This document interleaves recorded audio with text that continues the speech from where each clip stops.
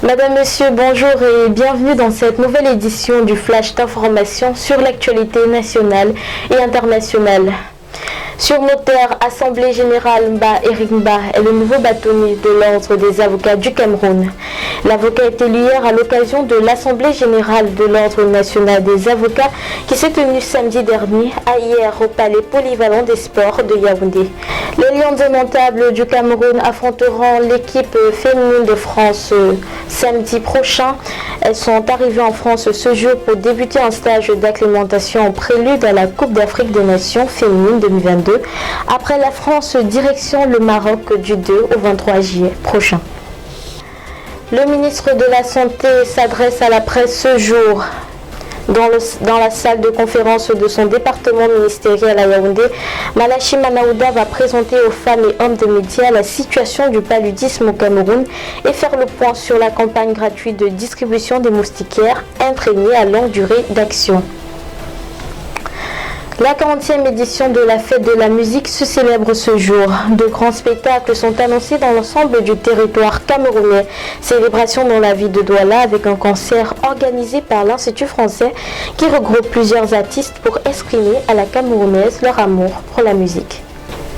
C'est tout pour cette actualité nationale. Ouvrons à présent la page internationale avec Estelle Ngondi. Estelle, bonjour. Merci, bonjour Hermine. À l'international cet après-midi, nous débutons avec la République démocratique du Congo. Restitution de la dépouille de Patrice Lumumba. Un moment d'émotion pour ses proches. Le lundi 20 juin dernier, la justice belge a remis à la famille de Patrice Lumumba, ancien Premier ministre en RDC, une dent qui avait été retrouvée sur son corps après son assassinat il y a plus de 61 ans aujourd'hui.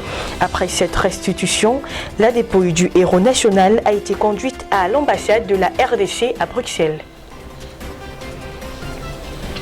Toujours en RDC, le président de la société civile du Maniema appelle à l'ordre après les violences. Suite à la manifestation en soutien au FARDC, à l'appel de la section locale du parti UDPS, survenu le 18 juin dernier, a suscité le décès d'un bouvier rwandais. Et de ce fait, le président de la société civile du Maniema appelle à l'ordre car cette province est la plus touchée par ces violences entre la RDC et le Rwanda. Et puis en Côte d'Ivoire, la clause de cessation des réfugiés ivoiriens prendra effet à partir de ce 30 juin 2022. Déclaration faite par le Filippo Grandi, le Haut Commissariat des Nations Unies pour les réfugiés, à l'occasion de la cérémonie officielle marquant la journée mondiale du réfugié le lundi 20 juin dernier. Rappelons que cette clause a été officiellement recommandée par l'Agence des Nations Unies pour les réfugiés lors de la 72e session de son comité exécutif qui a eu lieu du 4 au 8 octobre 2021. Et puis au Mali, le président Assimi Goïta décrète 3 jours de deuil national suite à l'attaque djihadiste du week-end dernier qui fait près d'une centaine de morts. Les autorités maliennes accusent le Katiba Massina et affirment que leurs combattants ont été identifiés par les auteurs.